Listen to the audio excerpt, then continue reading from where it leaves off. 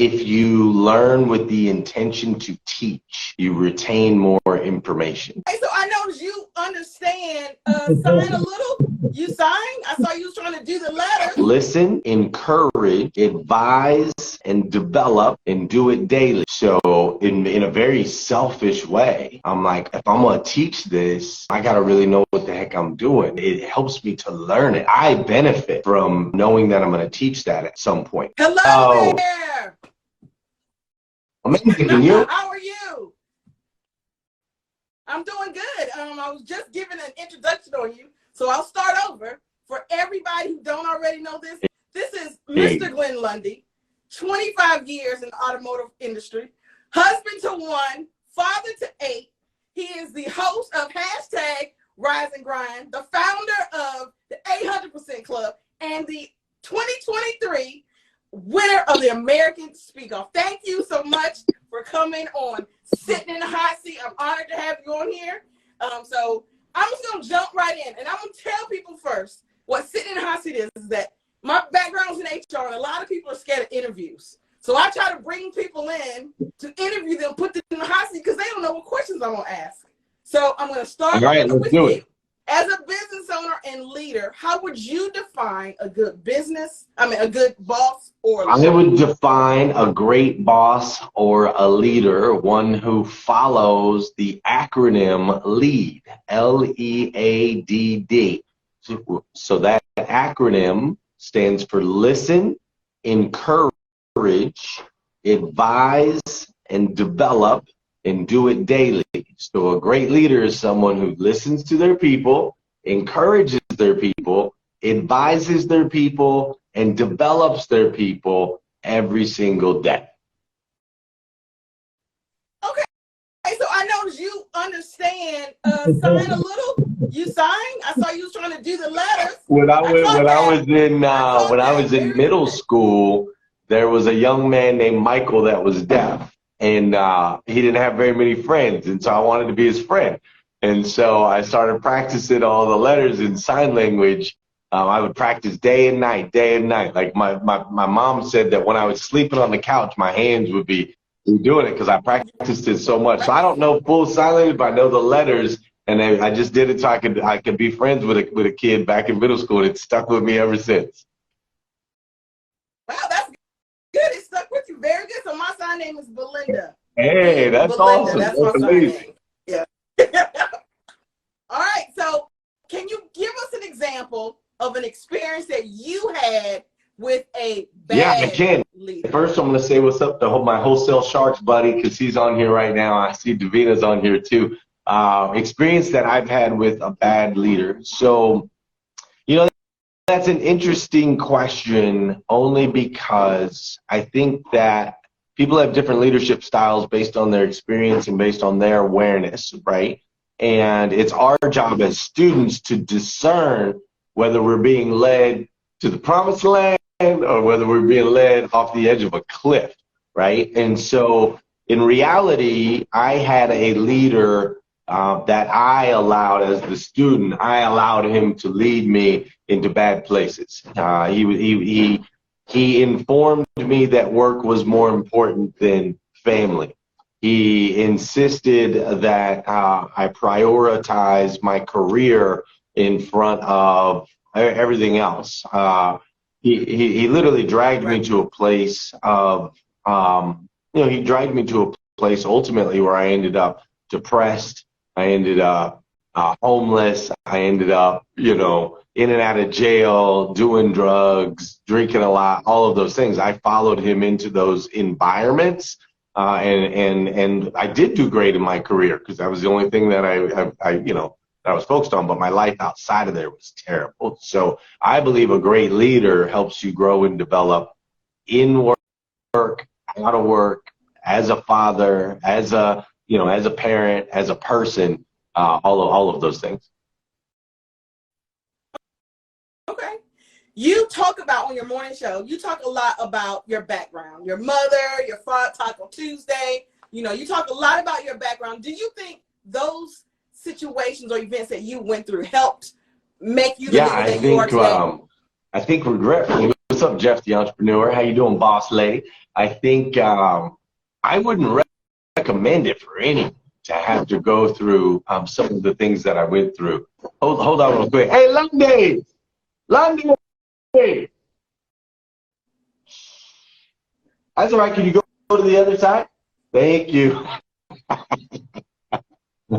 It wasn't, my wife just came around the corner. She's like, sorry, it was me. I thought it was the kids.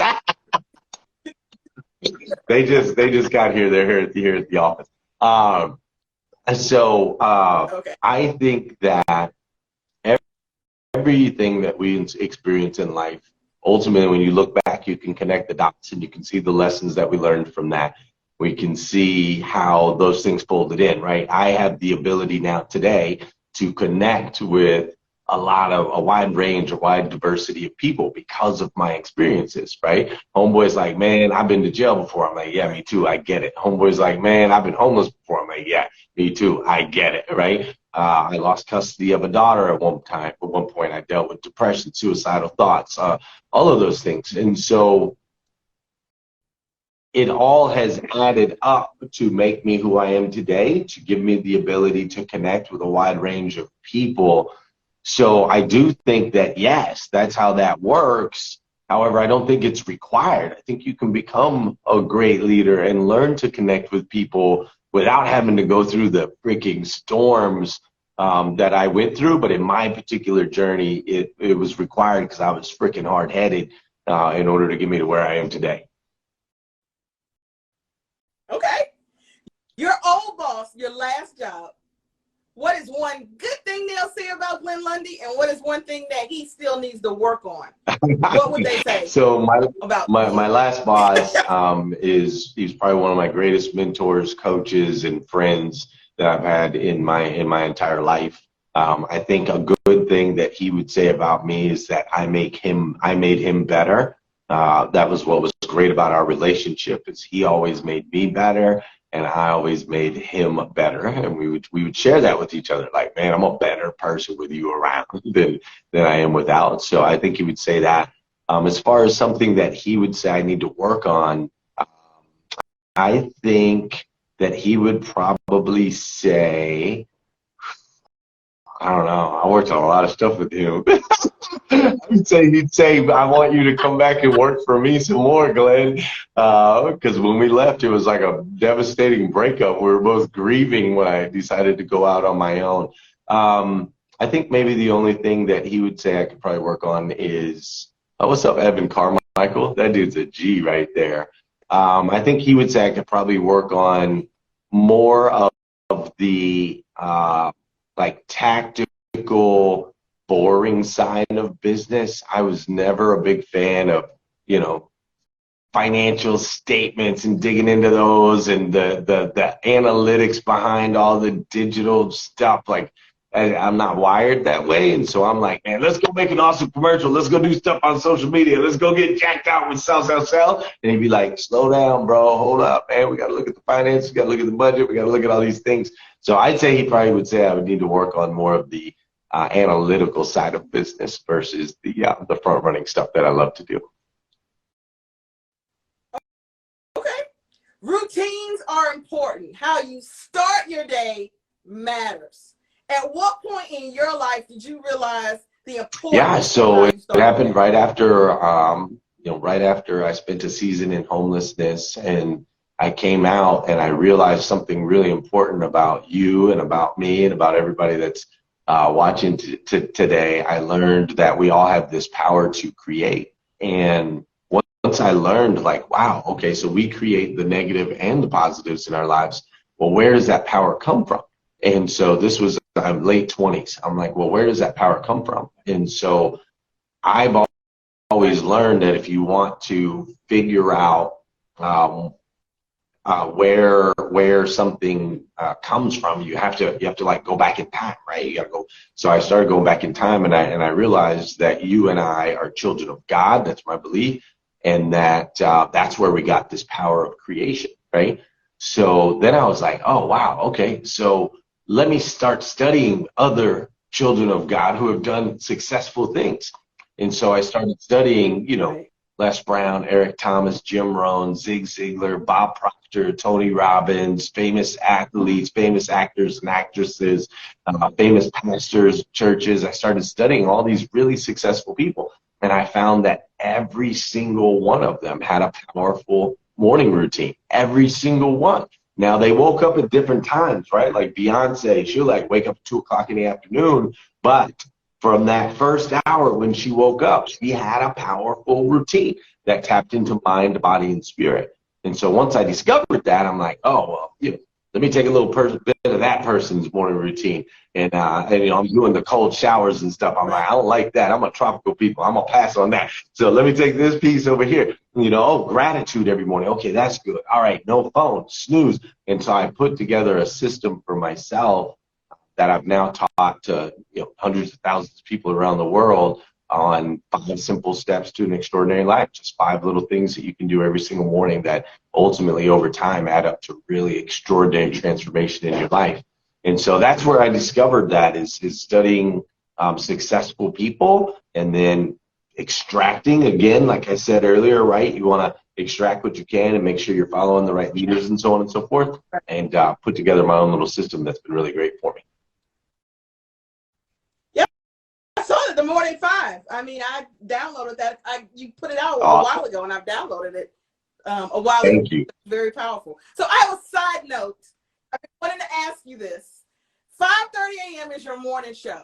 What made you pick 5:30 and not 6 or 5 a.m. or 7? Yeah, so I have to wake up at 3:20. I get to wake up at 3:20 a.m. in order to do a 5:30 show. And just the other day, I was talking to my wife, and I'm like, dude, why did we sign up for this slot? Why do I got to be the 3:20 a.m. guy, right? But the reality is, when I make a commitment, I learned from a woman that I interviewed a long time ago. She's an ultra marathoner, and she said, when you make a commitment, or before you make a commitment, look at the work that needs to be done. Make sure that you can follow through on the work that's required, and then also make sure that you're willing, like, to put in that work, like it's worth it. She said, sometimes I'll look at a goal and I'll be like, I'm going to have to do A, B, C, D. No, thanks. I'm out. So she just says, I'm not going to do it, right?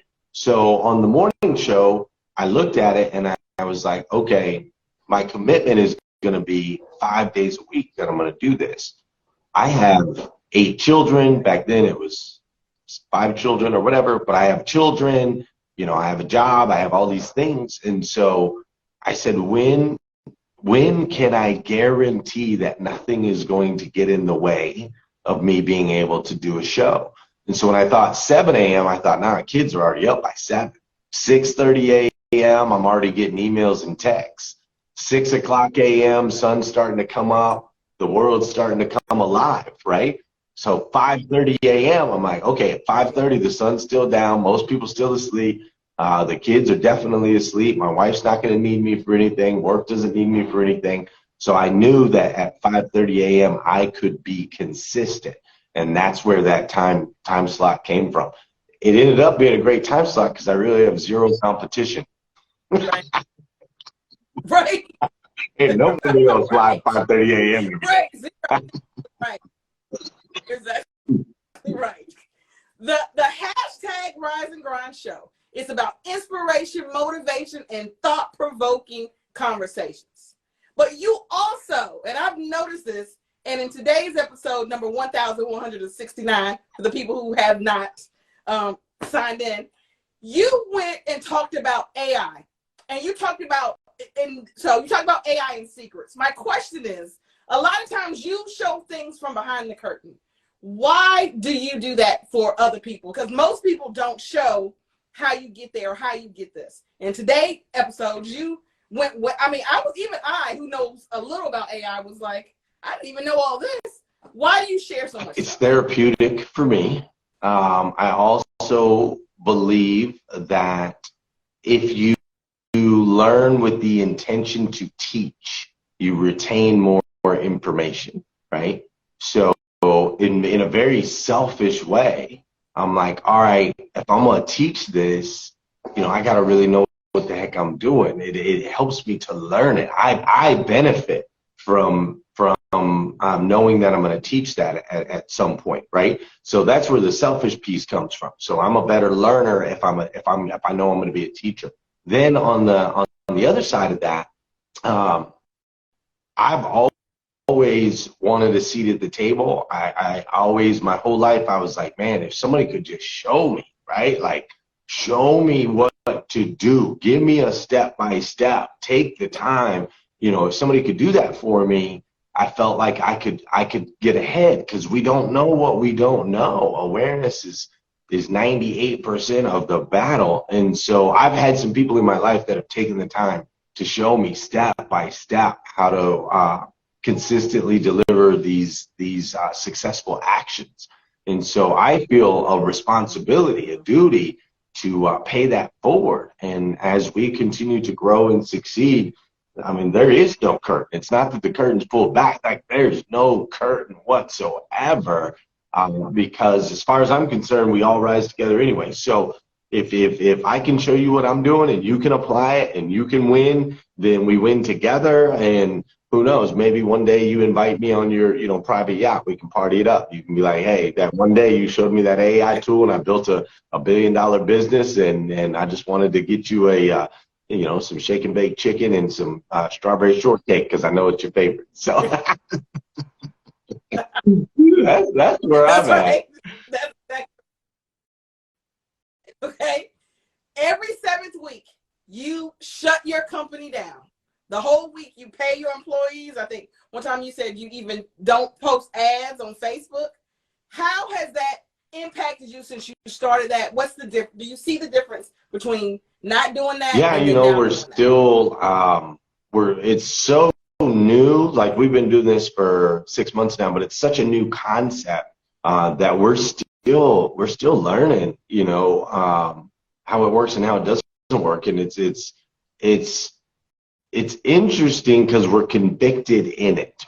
All right. So there's no, it's not going to change. This is how it is. And so I've had team members come up to me and be like, yo, man, I don't even want that much time off, or sometimes I feel like I maybe lose a little momentum when I get that, when I shut down for 7 days. And, so they've come to me and challenged me a little bit, which inspires me, because my team would rather work. Like, they love what we're doing so much. They love the mission.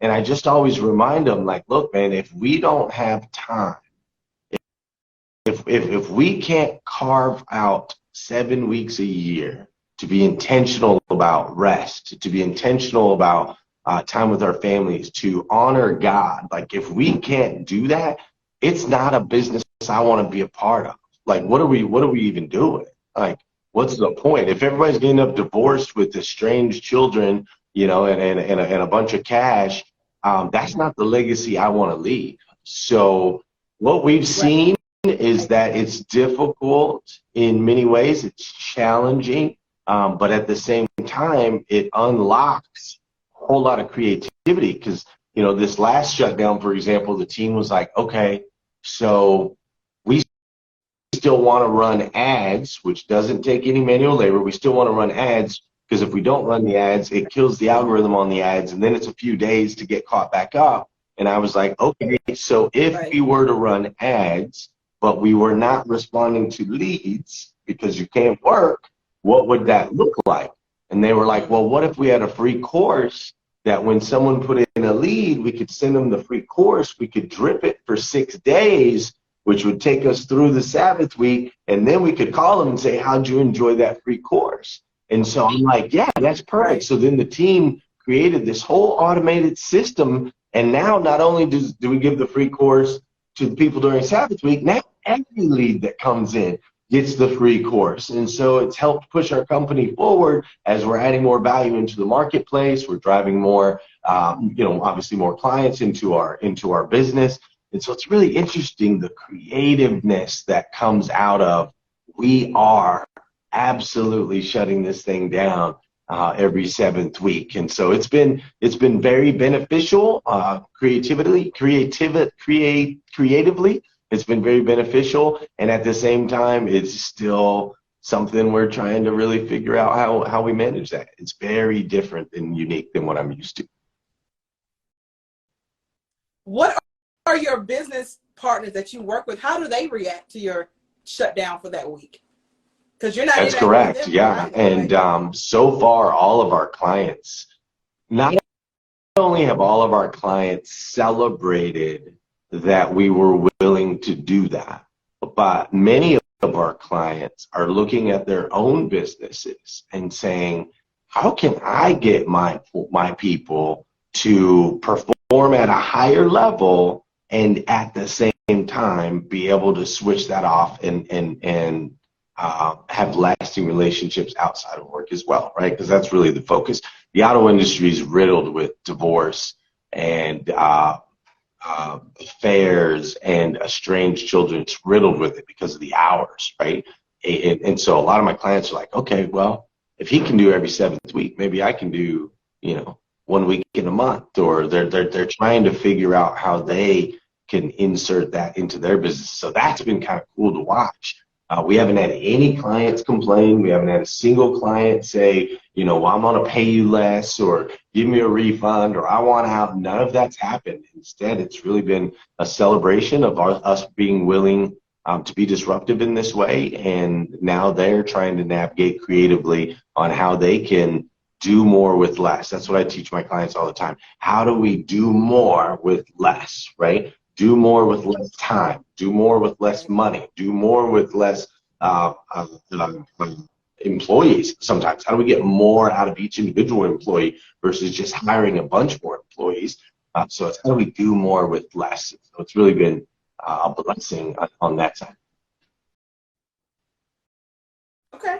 Who you align yourself with matters. What would you advise someone who's looking up to you on who they should align themselves with? You really want to find someone who's doing the things that you want to do, that's reached some of those levels that that you want to reach. And it's really important that when you do align yourself with someone, there's two things that are really important. One, do your freaking homework, man. I hate to say it, because it's sad, but it's a small handful of people that at least in my existence, that are truly authentic and real all the time, right? A guy like Grant Cardone is a big friend of mine. And I know he's very controversial. Some people like him, some people don't. Some people hate him, some people love him. And I don't necessarily, agree with everything that comes out of the dude's mouth. But the reason that I admire and associate and align with Grant Cardone is he is authentically Grant Cardone all the time. Like him or hate him, he's like, exactly what you're going to get. Whereas a lot of people they talk out the side of their mouths, man. They're one way here, they're another way here. They say they're doing one thing, they're actually doing another thing. And so do your homework, man. It's super, super important that you do your homework, one. And then the second thing that I would share is when you're aligning yourself with people, make sure that you're reaching high enough, right? It's very comfortable to align ourselves with someone who's one step ahead. And I know we've been taught that in schools, and we've been taught all the time, right? Like, it's hard for people to connect with someone who's so far removed. So you want to get someone who's just a little bit ahead of where you are. I think that's a bunch of BS, dude. Like, find someone who's so freaking far ahead that you're like, wow, I'm really gonna have to freaking transform if I ever want to get there, right? Like, 5% better. Oh, get 1% better every day. Come on, man. Let's shoot for 800% better every day. Let's shoot for that. And then if you come up short and you only end up 50% better every day, that's still better than 1%. Maybe you even end up with 2%. That's still better than 1%. So this stair-stepping thing, I think it's a myth. I don't think it's the right path. I think that you find the legends, man, the ones that have just knocked the freaking ball out of the park. Look at Kobe Bryant. When Kobe Bryant first went into the NBA, he said, there's an interview where he says he went to Goat Mountain. He went to the biggest, the best, the baddest players in the history of the NBA. And that's where he took his wisdom. Not from the guy just above him, not from the player that had a little accolade. He went to the best, man. And that's what I believe we need to do as well. Go, align yourself with legends and then push yourself to evolve to get to that level. Okay. Glenn Lundy made it through sitting in the hot seat in record time. I don't see no sweat coming from his forehead, so he wasn't shaken by any of the questions that I asked. So give it up for Glenn Lundy. Send some hearts out. I got one more question before he goes. Glenn Lundy's hiring, right? What qualities would you be looking for? It's very important to me when I hire somebody, and I tell every single person that I interview before they bring on board, I say, the quality that I'm looking for is that you're going to come into my organization and you're going to tell me what to do. If I have to tell you what to do, then I don't need you. Simple as that. If I've got to tell you what to do, I don't need you. It means I can do it myself. So I'm looking for someone who's going to come in and they're going to say, hey, Glenn, you're doing this wrong. You need to do this. You could be doing this better. Like add value to me and to my company. Don't be afraid to challenge me. I don't think I know it all. I know I don't know it all. I don't want to know it all. I don't want to be the smartest person in the room. I'm not looking for a bunch of yes people. Yes, sir. Yes, sir. I don't want that. Challenge me. So that's what I'm looking for. People that can come tell me what to do. That's exactly what I need in my life. All right, everybody, you heard it. Monday through Friday at 5:30 a.m. For those of you who can't make 5:30, you can watch the reruns on YouTube, Facebook. You're still in Clubhouse. I know you switched to Twitter Space, and I don't know if you can hear the reruns in there, but I know Facebook and YouTube and to get inspiration, motivation, and thought-provoking conversations. Also, you can follow. You used to come on Instagram. Yeah, that's true. I need to get back to that. I was actually just setting up the one of my little podiums over here so I can start doing Instagram again. That's where I first started following you. So I want to thank you for coming on Sitting in the Hot Seat. I really appreciate it. Is there anything that you want to say to the people out there on how to live an 800%? I just want to say everybody needs to have the same energy as you. Because if you attack life like that, there ain't no doubt about it, you're going to be a winner. So I've had an awesome time with you on this show. Thank you so much. It's been incredible. Thank you so much for coming on the show. Give it up for Glenn Lundy. Thank you once again. All right, you I appreciate you coming on the show. Hey, before you leave, I need you to subscribe. We need more rocket stars to land their dream job. Subscribe.